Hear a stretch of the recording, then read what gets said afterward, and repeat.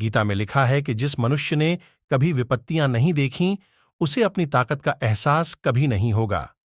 विपत्तियां हर मनुष्य को अंदर से मजबूत बनाती हैं। प्रशंसा चाहे कितनी भी करो, परंतु अपमान बहुत सोच समझकर करना चाहिए, क्योंकि अपमान वो उधार है जो अवसर मिलने पर हर व्यक्ति ब्याज के साथ चुकाता है। गीता में श्री कृष्ण कहते हैं कि अहंकार ही हर मनुष्य का विनाश करता है। अहंकार में आकर व्यक्ति अक्सर ही गलत कार्य कर बैठता है, जिसके बुरे परिणाम उसे आगे चलकर भुगतने पड़ते हैं। गीता के अनुसार मनुष्य को अपने दिमाग पर पूरा नियंत्रण रखना चाहिए। यदि हम इसे नियंत्रित नहीं करते हैं तो हमारा अपना दिमाग एक दुश्मन की तरह काम करता है।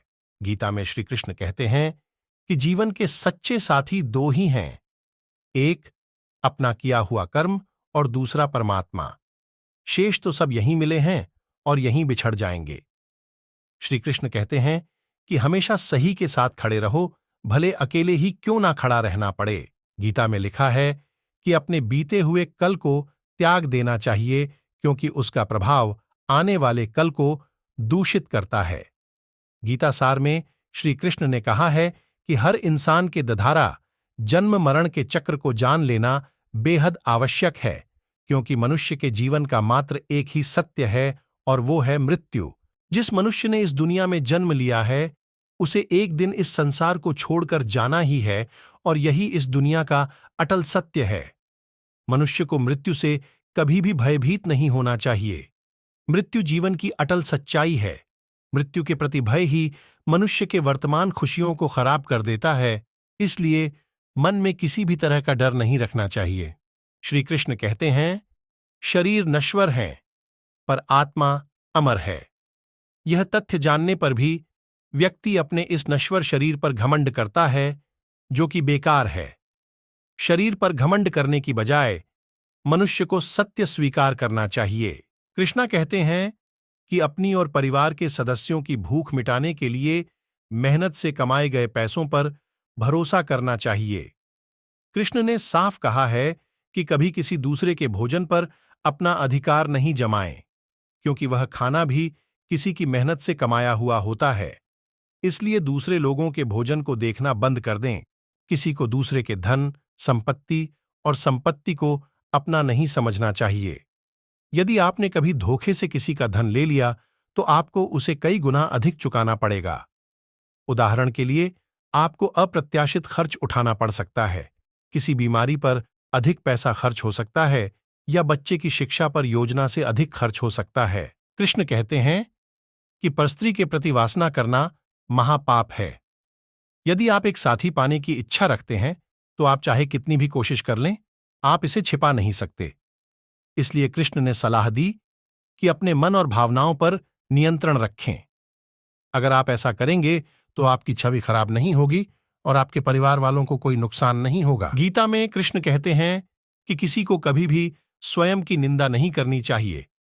अगर आप ऐसा करेंगे तो आप दूसरों के साथ साथ खुद को भी खो देंगे। आलोचना किसी के भी लिए बुरा समय शुरू कर सकती है। आप दूसरों के सामने गलत साबित हो सकते हैं। इसके अलावा निंदा करने वाले व्यक्ति पर कोई विश्वास नहीं करता, और यहां तक कि वह प्रेम से भी वंचित हो जाता है। हर व्यक्ति के मन में मृत्यु का भय होता है। इस संसार का जब से निर्माण हुआ है, तब से जन्म मृत्यु का चक्र चलता आ रहा है। यह प्रकृति का नियम है। इस सत्य को स्वीकार करके भयमुक्त होकर आज में जीना चाहिए।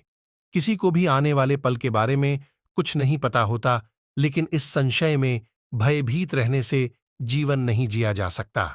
श्री कृष्ण अर्जुन से कहते हैं कि व्यक्ति कर्म करने के लिए ही पैदा हुआ है और बिना कर्म किए कोई रह नहीं सकता। फल की चिंता करना व्यर्थ है, क्योंकि इससे मनुष्य का मन काम से भटकने लगता है।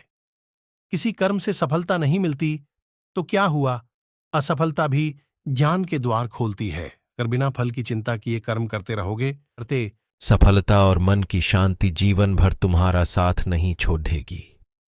जो कर्म फल से विरक्त होकर कर्म करता जाता है, उसका आध्यात्मिक ज्ञान बढ़ता जाता है। क्रोध या गुस्सा करना व्यक्ति के दिमाग में उथल पुथल पैदा कर देता है। आवेश में विवेकहीन होकर कई बार व्यक्ति अपना ही नुकसान कर बैठता है। या फिर अपनी ही मानसिक शांति को भंग करके खुद को कष्ट देता है।